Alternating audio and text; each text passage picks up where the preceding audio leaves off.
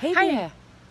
we are going to talk about loose parts, and we are finishing off our week of pictures and ideas for loose parts, so we wanted to share with you some of our loose parts, and we're at Breakheart Reservation in Saugus, and It's lovely outside. And these are literally things we had around our house. We didn't buy any of these things. They were collections and loose parts of things we found around the house.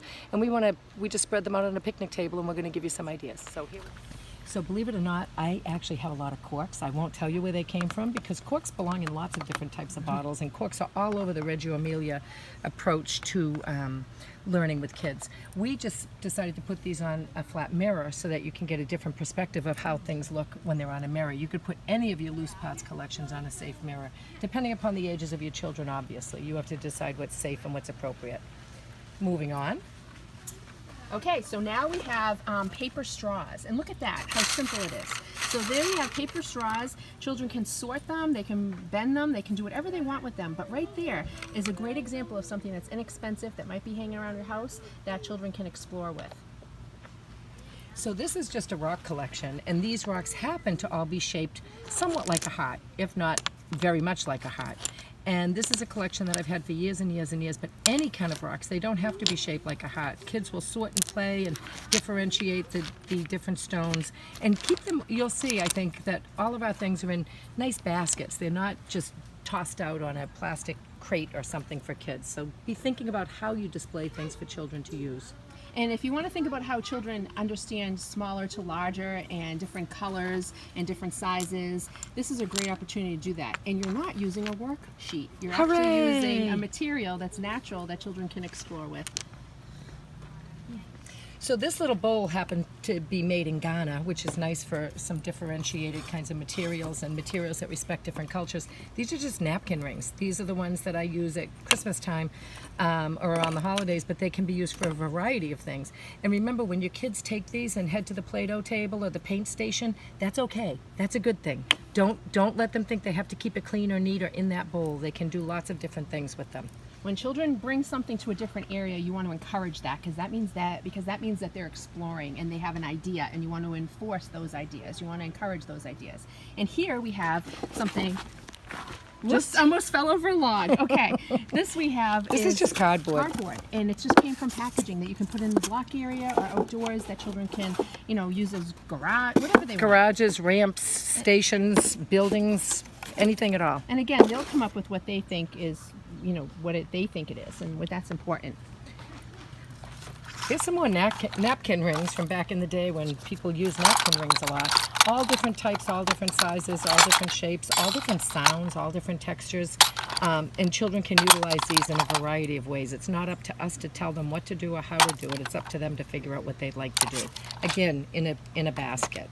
I also want to mention that this is a great way to get parents involved. So if you are looking at, you have some napkin rings, you can put out a note to parents or an email or something saying, if anyone has any napkin rings they're not using, we're starting a collection. Or if anyone has any paper straws or corks or whatever we're showing you, reach out to parents. It's a great way to get them involved in your curriculum and what you're working on. Totally agree. This is a bottle collection, and it's just all different color, all different types, all different sizes. This one I think is my favorite because it says on the side of it poison. It used to be a medicine bottle, and I think that would be a great conversation if a child asked what it said, and you could have a discussion about poison. I think that's kind of cool and fun. But there's just different bottles. Children can sort them. They can go from smaller to larger, and I know a lot of people have an issue with glass, but let's face it, children are exposed to glass all the time, and I think it's important for them to understand how to that it's fragile and how to be careful with it and that it can break. And I think that's important for young children. Totally agree. Just remember, you know your children, you know your audience, you know what's safe and what's not safe for them. So utilize things in the way that you know is best. I don't know if any of you drink tea, but I used to drink tea, and the type of tea I bought, which I think was Red Rose, came with all these little small glass figurines, animals, there's turtles, there's all kinds of different things. But for children to be able to just dig through and discover and say, hey, these two are the same, or for you to lead the conversation and the learning to say, can you find me a brown cat, and see if they can come up with a brown cat. This is a way for children to learn about colors and animals without you torturing them through worksheets and rote and flashcards. Please get rid of the flashcards. If I can go in here and say, look I found 3 white sheep. I only have 2. I do know what 3 is, but let's say I found 3 white sheep. You know that I know the number 3, I know white, and I know sheep. That's a lot of learning right there, that it came from the child, not a worksheet. These are the old DVR type discs that people used to use on their computers. Children are fascinated by them just because of the light and the color that they just throw off. Children can use them in their artwork. They can do whatever they want with them. They can put a string through the hole if they want to and create some sort of an awesome decoration to put in the window. Just different. They'd be a just lot of another- fun to have outside on the playground. This would be a great loose parts playground opportunity to create things that you can hang from trees or fences or things like that, and they reflect the light. They're really neat. And this is just a spoon collection. You all have spoons, I'm guessing, around the house. And this is just a spoon collection. You can talk to children about how the spoons are different, how they're alike, what you use them for. And it's just another way that children learn through everyday experiences and everyday items, because that's what is important for them to understand the world around them. And this is part of the world around them is spoons. Every day they use them. Sure thing. Same with cookie cutters. This just happens to be something that Leanne had at her home. You can use these, obviously, I'm sure you do, with Play-Doh, but how else can you use these? We want to challenge you to think outside of the norm. What do you do that's not just what you've always done? What can you do differently? And again, here are some materials displayed on a basket. We have some shells, and children can sort those as to ones that are alike in shape and color and things like that. Then we have white rocks. Literally, these are free. You can get rocks at the beach. You can get them in the woods. You can get them wherever you want. There's lots of things you can do with them. In the middle here, we have little metal stones that have different words on them.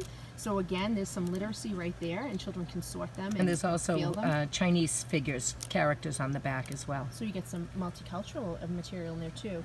And then just some marbles. Marbles are neat. Children love to look at marbles. They're all so different. They all have, some have bubbles in them that they'll notice. And this one has some painting on it, but very different. It's stuff that children can explore and have fun with. And I know what some people are already thinking, oh no, they'd put that in their mouth or they'd put that up their nose. They might. So you have to think about how you're going to utilize things and how you're going to supervise things and which kids could or couldn't use things like this. We have plenty of opportunities for those of you to be here that don't have to feel unsafe to you. And if you think it's unsafe, the kids are going to get that vibe from you. So be really careful about the way you present things and talk to children about what you have. And last but not least, we have just sticks, and children can do lots of things with these sticks. And don't be afraid of sticks, because they're part of our world. And if you make sure that children understand that, they're going to use them and they're going to sort them and they're going to look at them and see if they look like a letter, or see if if there's something about them that's the same on the same type of stick, or if they're different. There's lots of things that children can explore with sticks. They can make them go from smaller to larger. They can look at the different design. They can see the bark coming off of some of the sticks. Very cool. Again, free. And we hear teachers complain all the time that you don't have materials, but guess what? Materials are all around you, and you can really and truly, if you look deep enough and you ask parents to help out, you can have lots of materials to use in your classroom. And we know some of you are thinking, oh, the kids will use those sticks as guns. Yes, they will. They'll also use their finger and their thumb as a gun. You know how that goes? So that's an opportunity for learning. That's an opportunity for dialogue and discussion. I think our next little junket and video should be a natural one, Leanne, where we're out in the woods or out in the environment or out at the ocean, and we can pull out lots of things that are completely free for people to use. But take a look at this table full of loose parts. You can do this too. And stay tuned for our next, I guess it's a nature video that we're going to do. So stay tuned, and hopefully you're getting some good ideas. We'd love to hear some feedback. If there's something in particular you want us to talk about or focus on, we'd love to do that. So, put a message down in the comment section, and feel free to let us know what you think. And share your loose parts ideas with us.